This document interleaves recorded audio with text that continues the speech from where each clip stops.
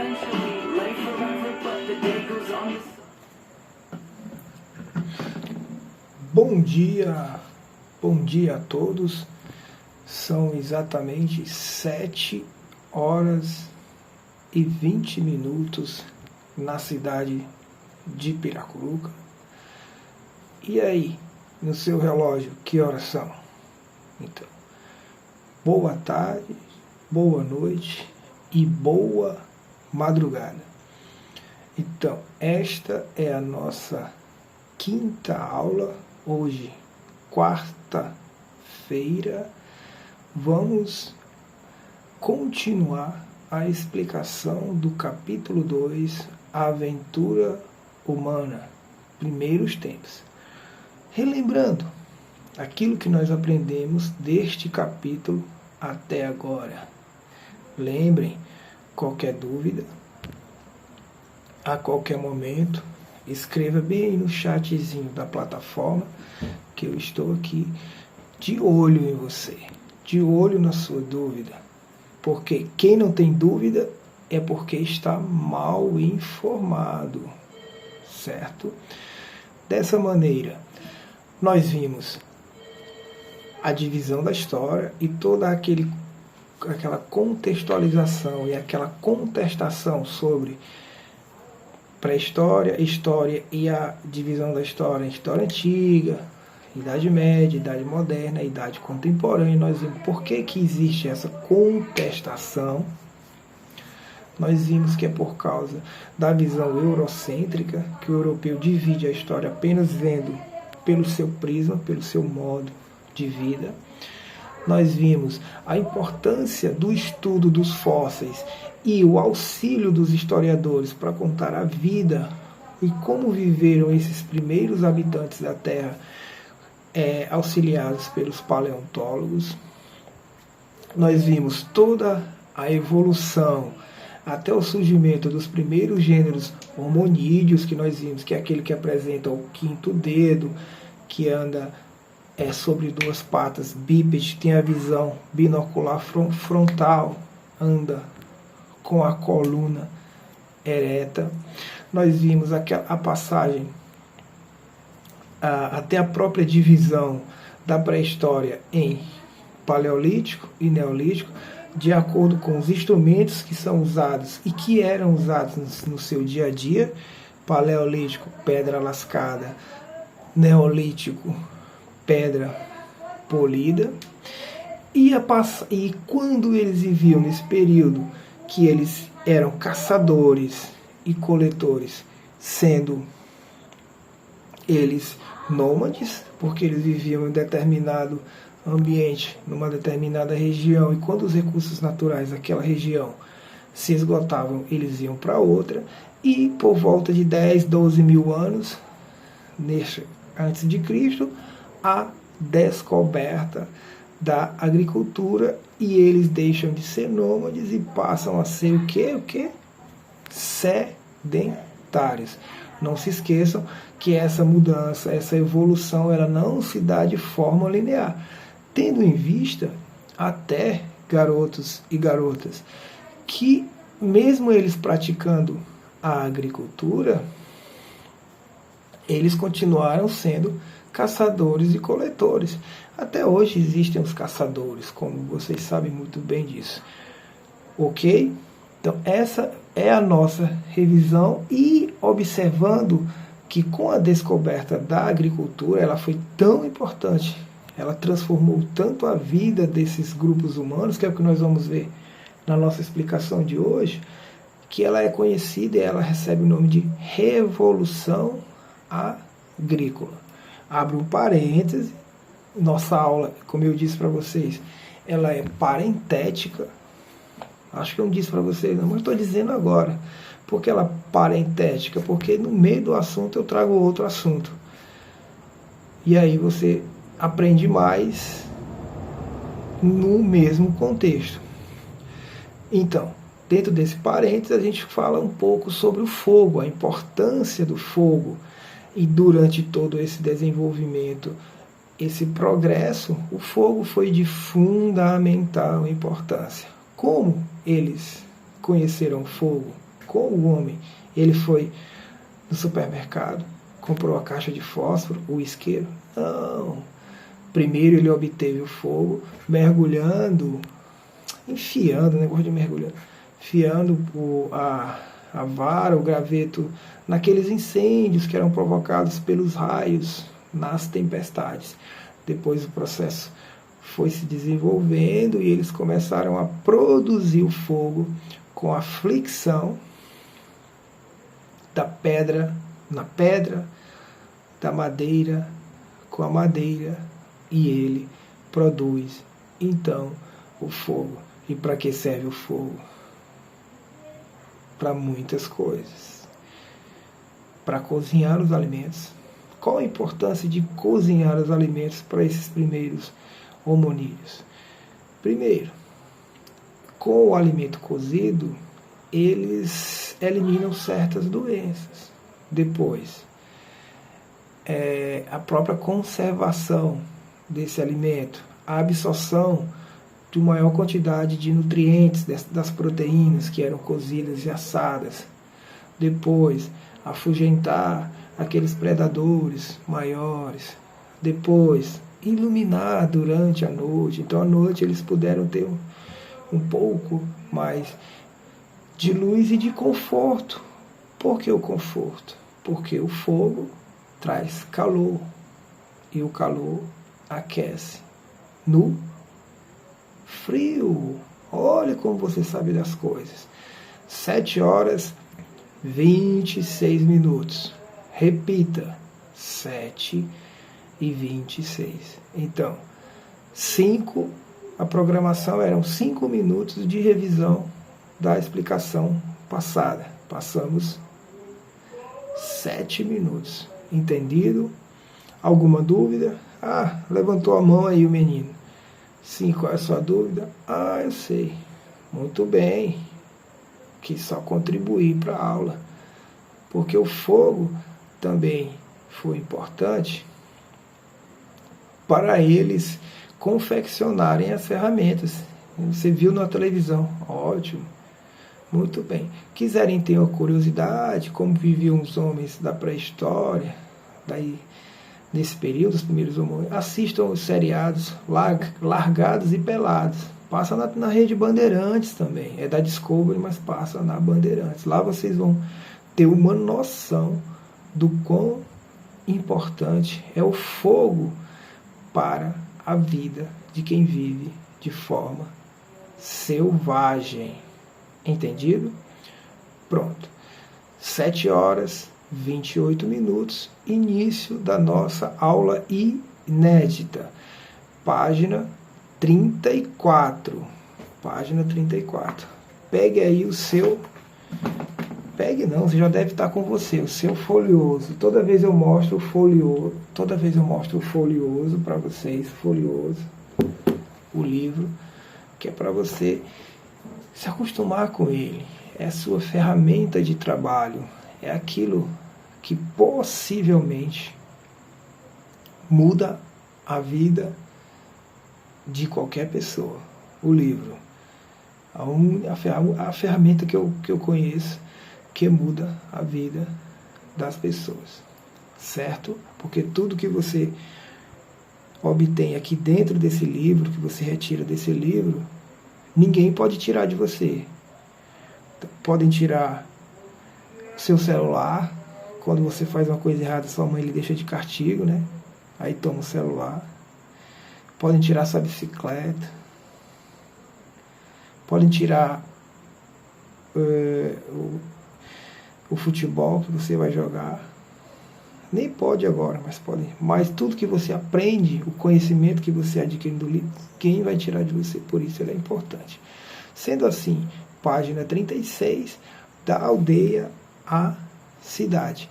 Então, com essa revolução agrícola, com o implemento da agricultura, a partir de entre 10 e 12 mil, de acordo com o livro que a gente estuda, entre 10 e 12 mil anos atrás, houve o grande desenvolvimento da agricultura e inovações técnicas e tecnológicas. O que foram inovações técnicas? Novas formas de cultivar os alimentos. de plantar, de colher, e inovações tecnológicas, as ferramentas elas foram sendo criadas e sendo aperfeiçoadas. Com essas novas técnicas e tecnologias geradas pela necessidade de produzir mais alimentos, vai ser então produzido os chamados excedentes. O que é o excedente? O que você entende por excedente?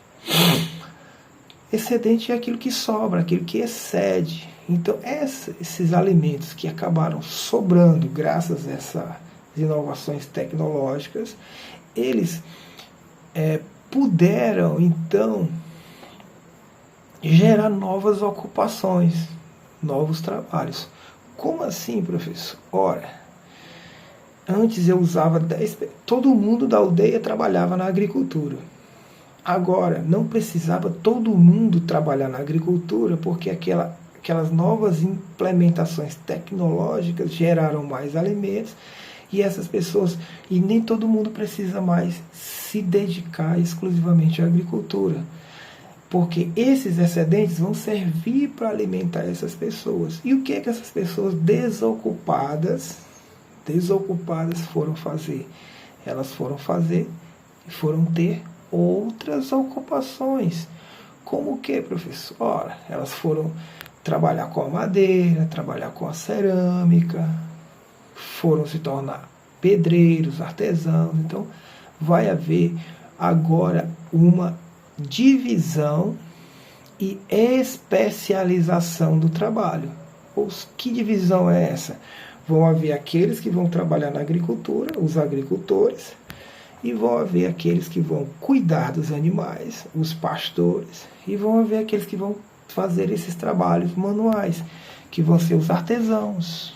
Isso gera a divisão e a especialização do trabalho, que foi ocasionada pela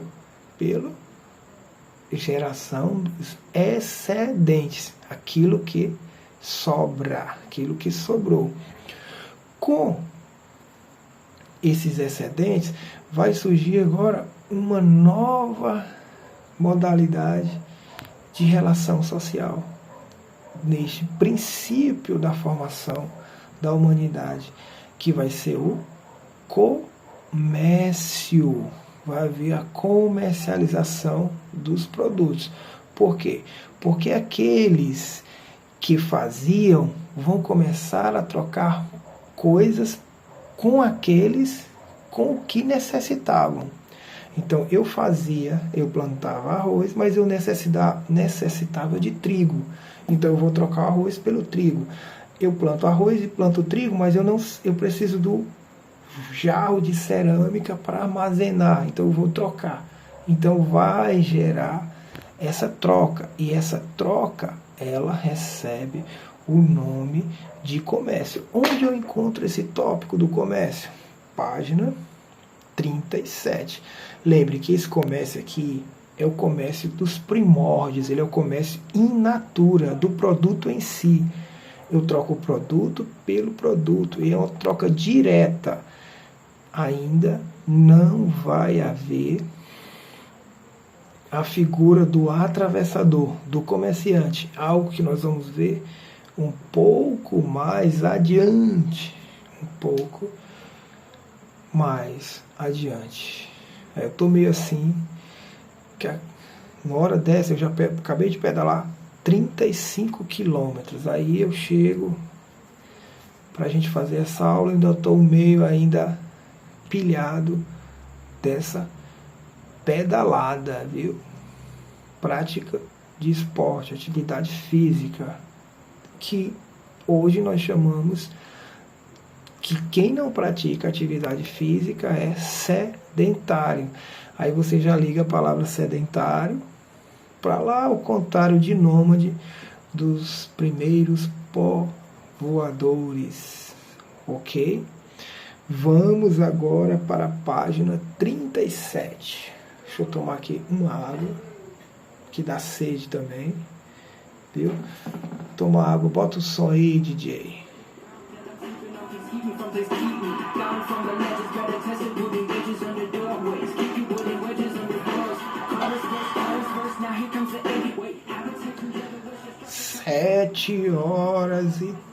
7h35. Repita, 7h35.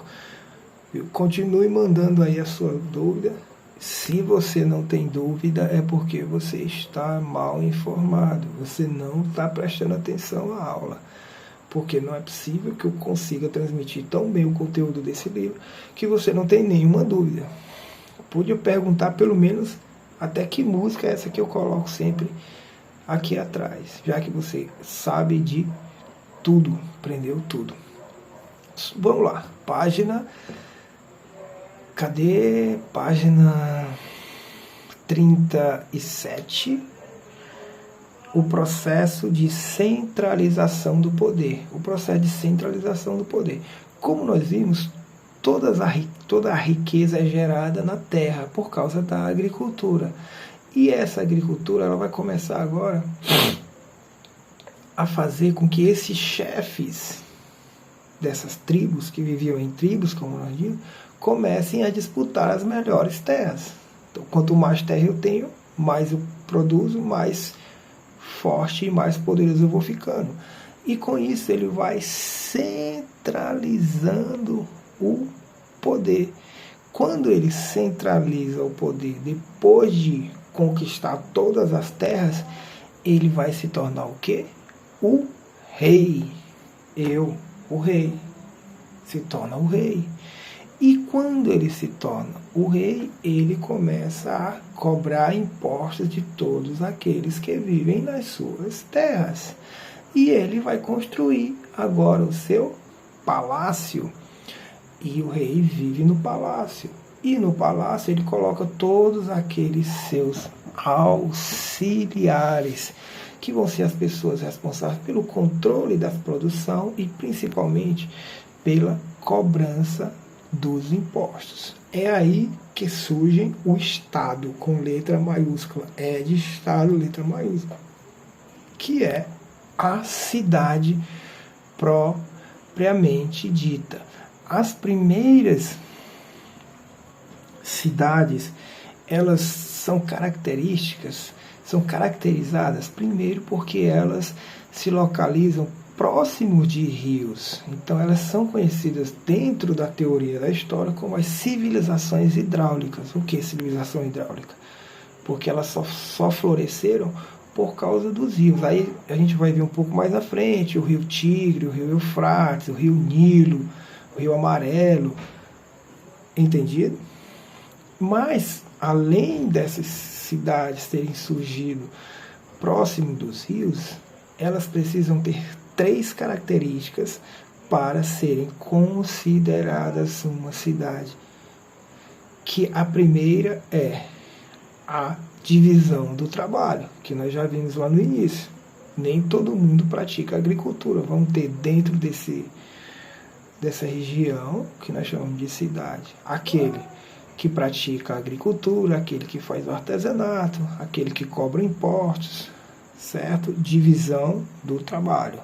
A segunda característica é o comércio regular. Vai haver as trocas de produtos regularmente. Vão haver a troca de produtos regularmente. E a terceira característica, para ser uma cidade, evidentemente, vai ter que ter a presença do rei, aquele que manda, que é a centralização do poder. Paralelo a isso, junto com esse desenvolvimento das cidades, do comércio, a gente vai estudar agora também na página 37, o trabalho com metais, que a gente chama de metalurgia. Ela vai surgir mais ou menos 5.000 anos antes de Cristo, e o primeiro metal que essas primeiras civilizações que se encontram nas regiões dos rios, que nós chamamos de civilizações hidráulicas, lá no Crescente Fértil, o primeiro metal utilizado por essas civilizações vai ser o cobre. O que eles vão fazer com o cobre? O cobre, meu garoto, meu nobre aluno, é aquele metal que você faz os fios elétricos da rede elétrica e que está passando na frente da sua casa. Então daí, você já viu, já tocou, você percebe que ele é muito maleável. Por ser muito maleável, ele serviu a princípio para fazer brinco, anel, colar. Ele não servia muito para fazer as ferramentas. Imagine você fazer uma enxada de cobre. Isso dava 2 enxadadas, nunca vi uma minhoca, porque ela era mole demais. Um pouco depois, já 3.000 anos antes de Cristo, ou seja, 2.000 anos, que eles manipulavam apenas o cobre, eles vão descobrir o bronze. O bronze, como eles descobriram o bronze? Eles fizeram a fusão, misturaram o cobre com o estânio, e dessa mistura vai surgir o bronze. Aí o bronze é bem mais resistente, é bem mais duro. Daí eles puderam fazer ferramentas que efetivamente teve repercussão nas suas atividades do dia a dia. Professor, nunca vi bronze, eu não sei como é o bronze. Pois vamos lá. Quer saber como é o bronze? Bem na praça, ali perto do Castelo Branco, tem aquela estátua daquele senhor, Dr. José. Ela é feita de bronze. Você vai lá, qualquer hora, passa a mão nela lá que você vai ver como é um metal bem resistente. Isso, página 38. E a gente observa que, paralelo a isso, e um pouco depois, é que eles vão descobrir e manipular o ferro. O ferro é encontrado na natureza, é um minério, e quando eles descobrem como eles manipulam o ferro com o auxílio do fogo, por isso o fogo é importante, isso transforma completamente a vida deles, porque o ferro é mais resistente e ele é mais leve. Isso, e com isso eles puderam fazer armas também, espadas, facas, machados. Daí então se percebe essa mudança. Nesse contexto, eles vão agora desenvolver também a roda. Com a roda, tudo se transforma. Então nós observamos, você está com sono, vai dormir. Com a roda, eles têm agora um ganho de produtividade. Com a roda e com o ferro, um ganho de produtividade excepcional. Entendemos? Tudo entendeu, né? Você entendeu aí. Entendeu, cabeção. Entendeu. Qualquer dúvida, joga aí no chat, ó. Certo? E agora, página 38. Trajetória do Homo sapiens. Eu disse, você aprendeu, já disse para seu irmão aí mais novo, sua avó, seu primo, para aquela sua prima que não gosta de você, que agora você sabe que o homem surgiu na África. Por isso que todo mundo diz, e agora você também entra no time das pessoas espertas, que o homem nasceu, que o berço da humanidade é a África. Muito bem, mas como ele então teve a origem na África e veio parar nos outros continentes, como exemplo aqui na América? Veio de avião, se teletransportou. É longe pra caramba. Então, esse tópico, ele vai explicar essa pergunta aí que você fez, e que você está se fazendo. Como ele sai da África e vem até a América, passando pela Ásia, chegando na América. Lembre, é um processo que denota milhares de anos. E existem duas hipóteses, duas teorias para explicar como ele chegou aqui. A primeira é que ele veio caminhando. Não veio nem de bicicleta, ele veio caminhando. Se tivesse de bicicleta, eu tinha vindo com eles. Ele veio caminhando através do Estreito de Bering. Observem aí no livro de vocês, na página 38. Tem lá as setinhas, ó. Observe aí, está com o livro. Pega o livro, menino. Lá o Estreito de Bering, que liga o Alasca à Sibéria. O Alasca nos Estados Unidos, a Sibéria na Rússia. E como eles passaram aí? Passaram a pé, porque nesse período nós vivíamos a época da glaciação. Então essa região estava congelada, então criou tipo uma ponte. E eles passaram e vieram descendo lá da América do Norte até chegar na América do Sul, até chegar aqui no Brasil. Lembre, um processo lento que levou milhares de anos. Essa é a primeira hipótese. E a segunda hipótese, porque a hipótese, porque não é comprovado ainda. Hipoteticamente, eu digo para você que você estudou, leu o livro e você vai tirar 10 na prova. É uma hipótese, você vai ter que provar isso quando você fizer a prova. Então falta ainda a prova disso. E a segunda hipótese, a aula parentética, viu? A segunda hipótese é que eles vieram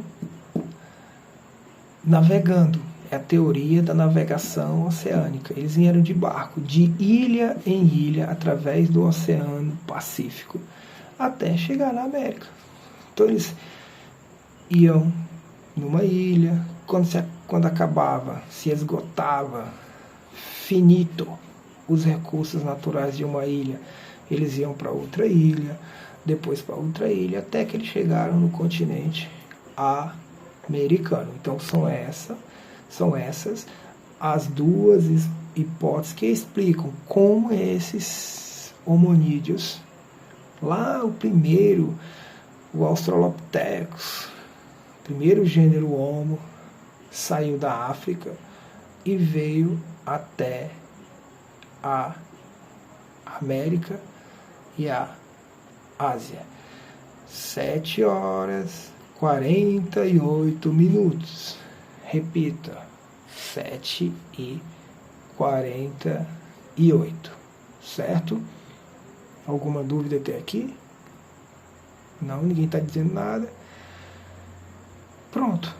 Agora vamos contextualizar todo esse conhecimento que vocês adquiriram até agora com a história do Brasil. Tudo que nós vamos relatar, que eu vou orientar vocês, que vocês vão aprender com o livro de vocês, agora é sobre o Brasil.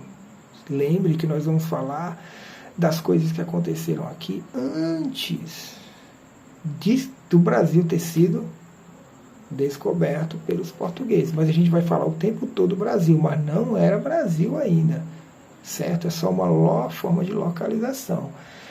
Nesse contexto, página 39, vocês vão observar o tópico Arqueologia Brasileira, Descobertas Recentes. O que a gente observa da arqueologia brasileira, Descobertas Recentes, é que ela é bem nova mesmo. Eu nasci em 98 e elas começaram a serem exibidas a partir de 1999, quase da minha idade.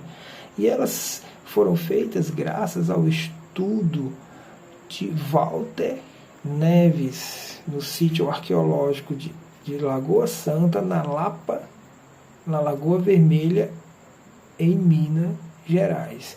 E lá foi descoberto o que é considerado a primeira brasileira, que recebeu o nome de Luzia. A primeira brasileira é a Luzia.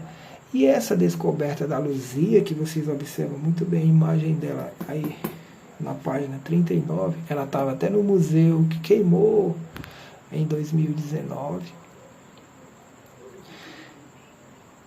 Qual a importância? A importância é porque eles conseguiram reconstituir o rosto dela e, de acordo com essa reconstituição, chegou-se à conclusão que a vinda desses primeiros habitantes da África para o Brasil veio através de levas diferentes e por regiões diferentes. Como assim? Porque Luzia, ela apresenta características negroides e características asiáticas. Então foram por duas levas migratórias. E essas duas levas migratórias, através da miscigenação, ela expõe essa grande descoberta, que não foi de uma vez só que chegaram os primeiros habitantes de onde hoje é o Brasil. Foram por duas levas. A primeira leva dos africanos e australianos e a segunda leva pelos asiáticos, que vão chegar depois dos africanos. E neste contexto, puxando a sardinha para o nosso lado, a gente vai dar ênfase e importância aos estudos de Nied Guidon. Por que os estudos de Nied Guidon? Porque esses estudos de Nied Guidon foram feitos aqui no Piauí, lá no município de São Raimundo Nonato. Eu estive lá, eu vi as descobertas, o Museu do Homem Americano. E por que é importante? Porque a teoria diz que os primeiros ocupantes da região de onde hoje é o Brasil chegaram aqui por volta de 12, 13, 14 mil anos. E a Nied Guidon descobriu vestígios dos primeiros habitantes aqui no Piauí que datam de até 50 mil anos. Então, como é que eles vieram de cima, se só tem 14 mil anos, se você encontrou aqui embaixo de 50 mil? Então, daí ela vai então mostrar essa nova teoria, que é muito importante, e ela veio revolucionar a chegada desses primeiros ocupantes à América. A América como um todo, porque ela veio mostrar uma nova forma de apontar uma nova teoria. Ela ainda não é totalmente aceita, porque ela não encontrou propriamente restos, vestígios, fósseis humanos. Ela encontrou apenas vestígios feitos de fogueira, e esse vestígio de fogueira, aquele do contra, dizem que foi de raio, foi de tempestade, ok? Dentro desse contexto, já na página 40, nós vamos ver o contexto do que nós sabemos sobre os paleolíndios. Paleoíndios é o nome que se dá aos habitantes que viviam aqui nesse período. Então eles são iguais a todos os outros que nós já estudamos. Eram caçadores, eram coletores, praticavam a arte da cerâmica, conviveram com os animais chamados da megafauna, como a preguiça gigante, o tatu gigante. Eles viveram em regiões dos povos da Lagoa Santa de Sambaqui, que vocês estão vendo na página 41. Aí tem os povos de Sambaqui, os povos de Umbu e o Maitá. E todo esse é o nosso contexto da nossa pré-história. 7 horas 54 minutos. Repita, 7h54. Certo? Finalizando aqui nossa aula, a gente não dá muita ênfase para esses povos paleolíndios, porque se você apenas contextualiza a mesma forma de vida daqueles povos que viveram na Europa, na África, para os povos que viveram na região onde hoje é o Brasil. Certo? Então não se preocupem com isso. Leiam, estudem, interpretem. E agora, para a nossa próxima aula, de terça-feira da semana que vem, que hora é? 8h10, você vai fazer o exercício retomando da página 45 e 46. Todas as 5 questões.